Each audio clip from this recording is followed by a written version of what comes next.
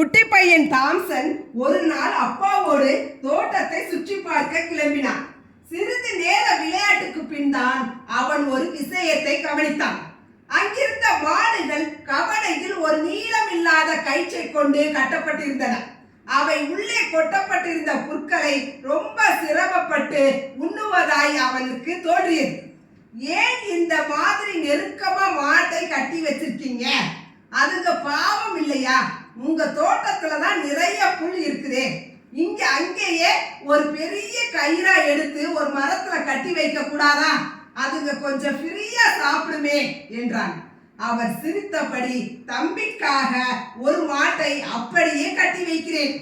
கொஞ்ச நேரம் என்ன ஆகுதுன்னு தான் பார்ப்போமே என்று சொல்லியபடி ஒரு மாட்டை மட்டும் அவிழ்த்து கொல்லையில் இருந்த மரத்தில் ஒரு நீளமான கயிற்றில் கட்டி வைத்தார். வந்த உடனேயே தாம்சன் கொல்லைக்குத்தான் ஓடினான். அங்கே மாடு இருந்த கோலம் அவனை அதிர வைத்து விட்டது. மாடு புல்மேயும் சுவாரஸ்யத்தில் ஆர்வத்தில் கயிற்றுடன் மரத்தை சுற்றி சுற்றி வந்து கயிறு முழுவதும் மரத்தில் சுற்றி கொண்டு விட்டது. இப்போது அடுத்த அடி கூட எடுத்து வைக்க முடியாமல் மூச்சு திணறியபடி தவித்துக் கொண்டிருந்தது. தோட்டக்காரர் சொன்னார், கயிறு ரொம்ப நீளமா இருந்தா இதுங்க இப்படித்தான் கண்ணு பண்ணும். சில நேரத்துல உயிருக்கே கூட ஆபத்தாயிடும்.